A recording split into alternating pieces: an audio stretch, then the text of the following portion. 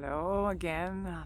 Just wanting to share my personal experience after a 7-day darkroom retreat, 7 days in the dark. Here I am in a beautiful forest. Just came out yesterday and it's very fresh. So, 7 days in the dark, very ancient practice in the Buddhist tradition, in the yogic tradition, even nowadays in some central tribes. Just learning to balance, stay in balance and equanimity. That's the clue. I think you really need to have a very strong personal practice to do that, to like stay centered without distractions. There's nothing to distract yourself with. It's staying in the center, in the here, in the present moment, in the here and now. There's nowhere to go, not even to the future. There is no future. It's only the present. And then how do you balance that? The mind wants to go somewhere. The emotions, maybe fear, anxiety, pain, frustration. You want to leave, you want to get out. Actually, you must know the door is always open. It's closed, but it's not locked. But it's a personal commitment to do this. And a couple of days, like on the fourth day, I really said, "What am I doing here in this jail? I want to leave. I want to go. I want."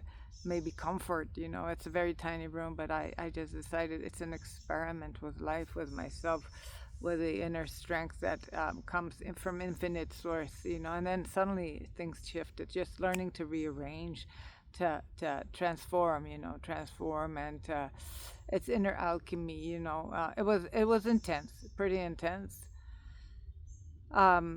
Right now, 24 hours after I feel things are coming into balance, I slept very well my night. Actually, all during the 7 days, I never slept, except the first day, a little bit really good sleep. With a little sleep, you would recover.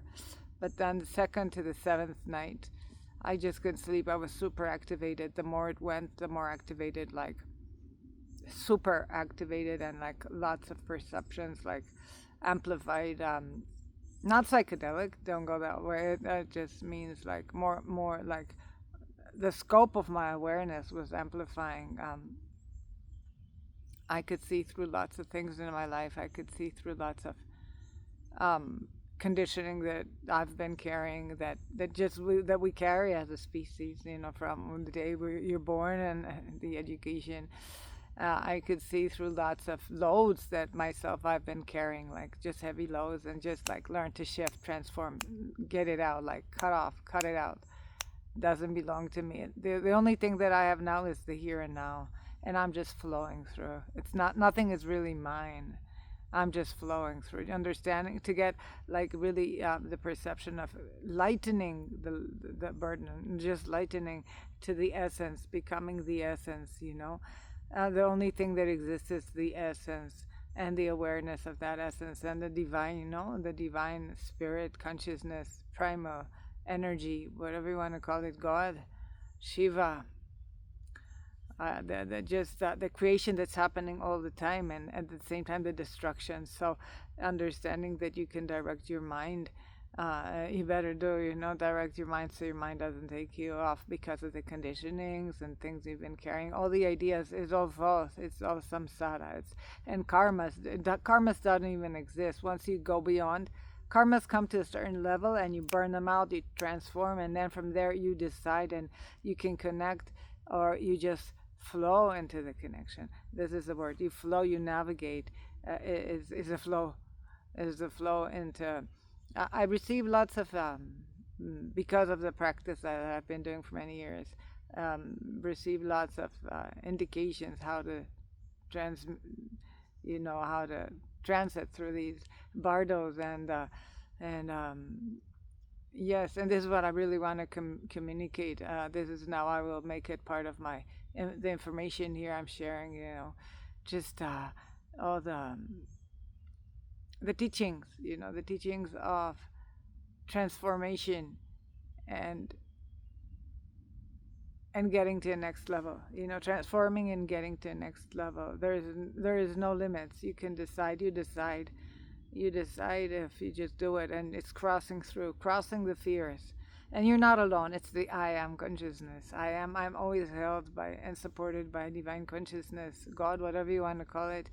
Guides, masters, in my case, my guides and masters, and the support that I have had through my path, really guiding me through to a next level of understanding. And now the challenge is to carry that and hold on to that here in the normal world. I'm leaving today, catching a train, flights and stuff, back to another chapter, and and but to connect, to stay connected.